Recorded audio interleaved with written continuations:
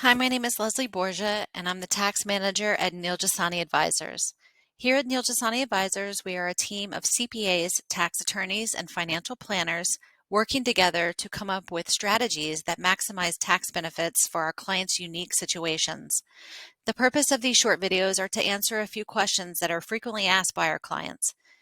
Let's dive into today's topic, which is cost segregation. Cost segregation is the IRS preferred strategy for real estate depreciation.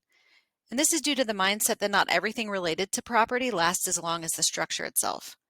Now, the strategy works for both commercial properties and residential rental properties and provides for a much quicker expense recovery after building, buying, or improving a real estate asset. I assume that most of you either own commercial or rental property now or plan to acquire some. Otherwise, you probably wouldn't have clicked onto this video. So let's see, cost segregation. So when a property is built or bought, it is usually more than just a structure. There are components within that structure, ranging from things like kitchen cabinets and office desks to washers and dryers and irrigation systems. The IRS has said that while the structures themselves, that's here represented in blue, must follow current tax code and be evenly depreciated every year, which is either 27.5 years for residential or 39 years for commercial. Some structural components can and should be depreciated much faster, depending on the useful life of that asset. And those are represented here in the yellow and the light blue. So, cost segregation study. Faster depreciation is the desired result, so this is why a cost segregation study should be completed. And the primary goal of the study is to identify and isolate what's real property and what's personal property, and reclassify these components or improvement costs. Then a team of tax attorneys, architects, engineers determine the cost of each component, and finally categorize them to their useful life.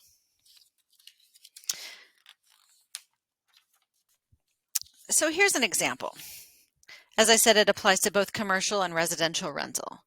Here, we have Neil, who's buying an office complex at a cost, he's building an office complex at a cost of $10 million. And the estimated land value is $1 million. So that's important because land is not depreciable. So the value attributed to it has to be subtracted prior to calculating any depreciation. So he likes high-end finishes and spends $750,000 on computers and kitchen appliances, $500,000 on office furniture, and $1,000 on landscaping. So if he did not utilize this cost segregation strategy, he would be stuck depreciating this entire $10 million minus the $1 million for land over 39 years. So here, for the first year, his annual deduction would be $230,000, give or take. However, if he did this cost segregation study, he would have discovered that he could depreciate some of these things much faster. So here we broke down 10 million for the construction, $1 million subtraction for the land, and then as we broke some components down, they can be depreciated a lot faster. So instead of it being 230,000, you've now getting almost an additional 200,000 by utilizing a cost segregation study. Just to show you on the flip side, residential rental, Sally buys a beachfront home for $3.5 million, and the land is worth $900,000. And so here she shows what she's intending to do. She's using it as a long-term rental.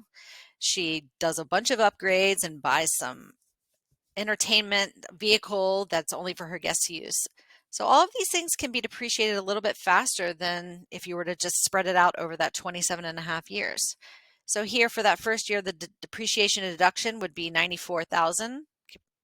Whereas if she did the study, she would have separated these components away from the structure and increased her deduction up to $154,000. It's quite a significant change. So how do we get going on this cost segregation process? You're probably wondering that right now. Well, documents will be required. Typically, we need access at a minimum to closing statements, appraisals, inspections. Those are things that will provide the most specific indication as to value and what components are actually in that structure. It takes about 2 months in order to complete the entire study. We retain a tax engineering firm who are experts in this. They visit the site, they review the blueprints, and they provide a very specific breakdown of the components.